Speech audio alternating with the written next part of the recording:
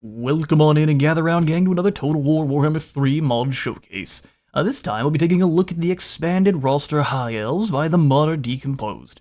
A link shall be in the description for any looking to try this mod out for yourselves and give the creator all the credit they deserve. Without further, let's jump right in. We're going to start with the Handmaidens of Avalorn. These ladies are going to act like a specialist sword and board infantry that's going to boost and bolster other units around them.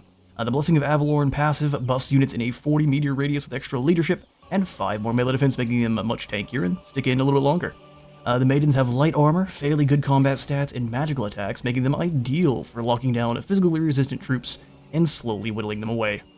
Where they're going to struggle, though, is their lack of armor and numbers. Strong spellcasters, missile armies, and prolonged fights against high damage-dealing infantry are going to wear them down quite quickly.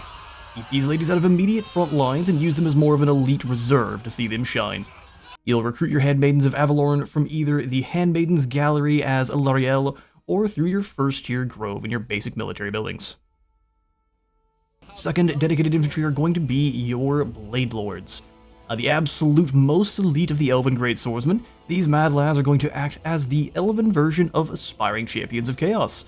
They have extremely good combat stats across the board, magical and fire attacks, and 14 bonus versus infantry, extra physical, missile, and spell resistance, while also never getting tired. Makes for some very scary beanpoles. As with your Aspiring Champions, though, they're going to suffer versus single-target focused artillery, armor-piercing missiles, and being overwhelmed by high-damage cavalry or other large targets. Keep them focused on blending apart infantry and hunting high-value footlords or heroes, and you'll have a great time. Blade Lords are recruited from your max-tier Tower of Mages building in the Advanced Military section.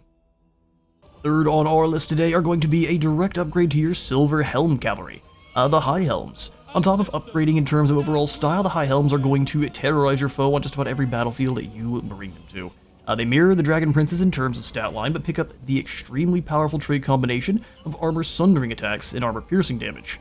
For any who don't know, this makes them absolutely obliterate any armor targets they slam into, while also weakening that unit further to damage from the Helm's many comrades by dropping their armor by 30.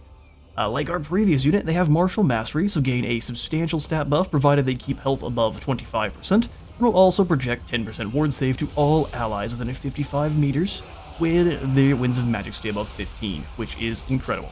As with all low-entity elite units, they'll not enjoy being blasted by cannons, missile spells, or being trapped by heavy units with anti-large. High Helms will be recruitable via your max-tier Farrier in the basic military buildings. The penultimate unit we're showcasing is going to be the Sky Wardens of Ypres. Hawk-riding archers bring some aerial skirmishing potential to the Ulthuani Elves. These lads have nearly identical stats to their kin from the trees, but do pick up martial prowess to give them a bit more punch in melee, while also coming with poison attacks to slow and weaken any would-be pursuers.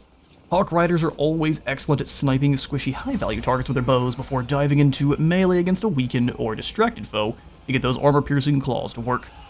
Low armor and health, though, are going to make them a prime missile, magic, and artillery target, so keep them moving or out of range to stay healthy. The Sky Wardens will be recruited through your max-tier Greater Grove in the basic military line. Very lastly today, we'll be talking about the flying war crimes that are the Griffin Knights. Now, if you've had a chance to play Eltharion or a Bretonnia campaign, you'll know just how potent a squad of 4 elite flying monstrous cavalry can be.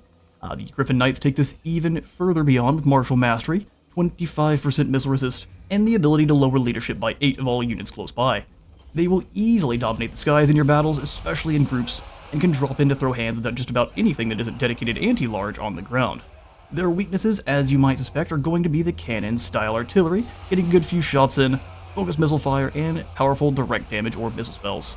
Being big old boys, they are also very large targets, so keeping them bouncing between fights is the best way to mitigate damage.